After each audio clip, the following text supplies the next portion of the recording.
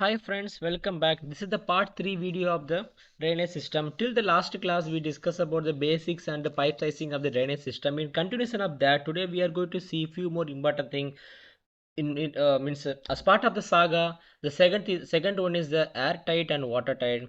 So we are going to see today airtight, watertight and the gradient, the important slope requirement for the drainage system. When it comes to airtight and watertight, the trap seal plays a very important role to prevent the foul smell inside the room. In order to prevent traps being emptied by suction or pressure, over pressure and under pressure must not exceed 300 Pascal or 30 water column. So, and air must be able to escape from the system and to enter into the system. So, proper venting is required. So, we have to have that minimum trap seal depth of 30 as per the recommendation, and we have to provide the proper venting. These two requirements we have to follow to avoid the foul smell inside the room. BSCN 12056 recommends to maintain minimum 50 water seal for all the sanitary fixture. It will vary means between some sanitary fixture to another sanitary fixture, but the minimum trap seal must be 50 There must be at least 50 of water, that is equal to 500 Pascal in a trap. So the minimum the issue is like 300 Pascal. So that's why we are going with the 500 Pascal. The seal will remain intact if a maximum under pressure of 300 Pascal arises in a system.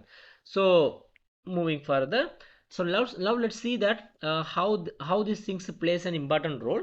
So according to IPC, you have to see two important things here. One is the trap air and second one is the vent opening. So this is the place where the water starts to falling down to this pipe, and this is the place called as a trap air, and this is the place called as a vent opening. So according to IPC, the trap air can never rise above the vent opening. So that means in this example, you can see this is in the bottom place, this is in the top place. At any chance this should not rise above this one. For example, if it is like this, it is above this one, this is below this one, then that is the problem. So here you can see some of the fittings, the connection of the horizontal pipe to the vertical pipe. For example, here you are using the Y combo and here Y with 45-degree fittings. In this case, the trap air above vent opening. So here you see, if you take the straight line, and here also if you take the straight line, this trap air is above the vent opening. So this is the vent opening, this is the point for the vent opening, this is above that point. Okay, so this is what IPC say. The trap air never rise above the vent opening. This will create the self siphonage that we discussed, like a negative pressure issue, except to water closer. Except to water closer. This is the condition for the kitchen sink, wash basin, or the fixer, but except to water closet. So why they are excluding the water closet from this rule? Because in the water closet, normally what happens when you flush the water closet, so there is a water is discharged from the system, and suddenly after suddenly fresh water automatically refill the trap. Okay, very quickly the fresh water will be refilled inside the trap. It's not, it's like something different from the other sanitary fixes. So that is the case, it is excluded, only water closet is excluded. So what is the main rule we need to consider for the installation? So maximum and minimum distance rule of the trap arm.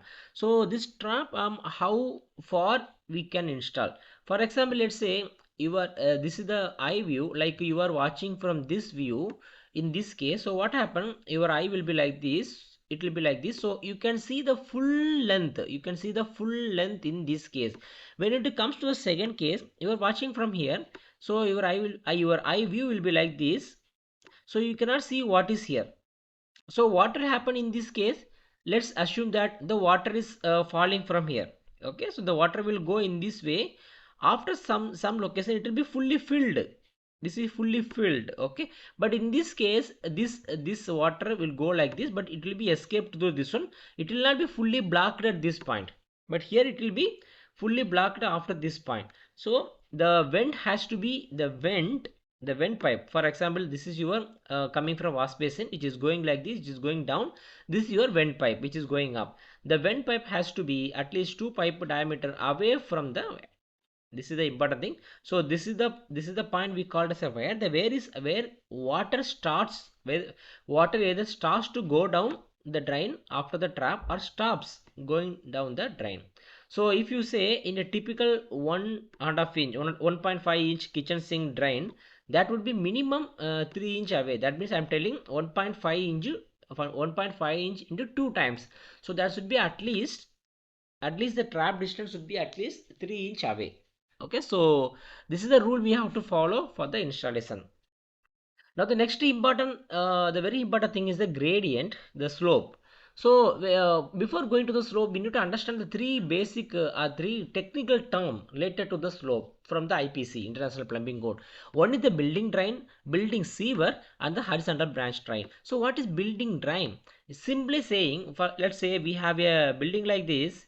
So here you have the toilets, you have the wash basin, you have the water closet. So this wash basin, the pipe is going to the flow trap. From the flow trap, this line is going to the vertical riser. From the vertical riser, again it will go further away. It will connect with the existing line. Let's say this is the boundary. You are connecting with the existing line. So what the building drain is, this for example, if you see the section, all this is the section, this is the building. So this is your horizontal pipe is coming and you are going with the vertical pipe, and which is moving further away like this, which is connecting with the existing municipality. So this is the horizontal line which will collect for example, in case if you have multiple riser, so there will be a common horizontal pipe which will collect all this vertical riser, and which will further extended till the 30 inch. Okay, this horizontal pipeline which is collecting all the vertical line, which is extended till the 30 inch outside the building boundary, that is called as a building drain. Okay, what is building sewer? That means from you, now this is till 30 inch, it is the building drain. Up after the 30 inch, maybe this will be connected to the existing line, or this is connected to the holding tank, this is connected to the septic tank, whatever it is coming after the 30 inch, that is called as a building sewer. So this is the building drain, this is the building sewer, this is the vertical stalk, and finally if you see in this key plan, this is the horizontal pipe. This is called as a horizontal branch pipe. So there are three arrangement we have. This is the horizontal horizontal branch pipe. This is the vertical riser. If you see the section view, this is the horizontal collection pipe. The collection pipe, that is called as a building drain. Building sewer is after the 30 inch, whatever the coming line which is coming outside, that is called as a building sewer. Now this International Plumbing Code recommends the slope of the horizontal drainage pipe. That means this horizontal branch drain pipe, if it is 2.5 inch and less, you have to have minimum 1.4 inch per foot. If it is 3 to 6 inch pipe, you have to have minimum 1.8 inch per foot. If it is 8 inch and above, you have to have minimum 1/16 inch per foot. So this is the slope requirement minimum you have to follow. Now when it comes to the slope degree, I'm just explaining about different standard now. The gradient of the branch pipe should be uniform and adequate to drain the pipe efficiently. How? The gradient should be between 1 degree and 5 degree. 1 degree means 18 mm drop per meter. 5 degree means 88 mm drop per meter. So should be between 1.8 to 1 degree to 5 degree. That means 1.8 percentage to 8.8 percentage. Actually 8.8 is a bit high only, but the standard recommends you to go between 1 degree and 5 degree. So what other standard recommends?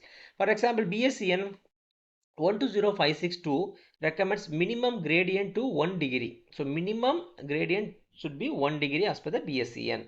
But flatter gradients down to half degree may be imposed on long run. For example, if the pipe size is very high, 100 mm, 150 mm, 200 mm, 250 mm. So for the long run, you can go with the half degree also.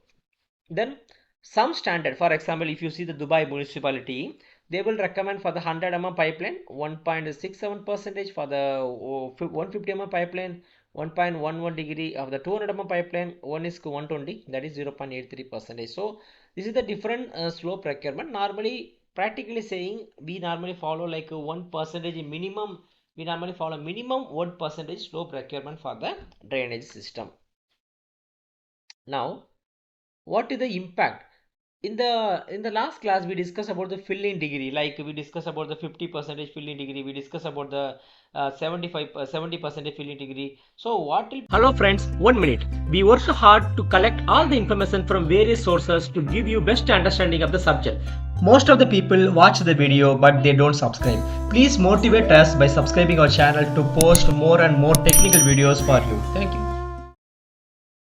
So, like last class, we discussed about very detailed way what is 50 percentage filling like that. So, what will be the impact will come? For example, if you say the h by d below 0.5, okay, the height by the depth.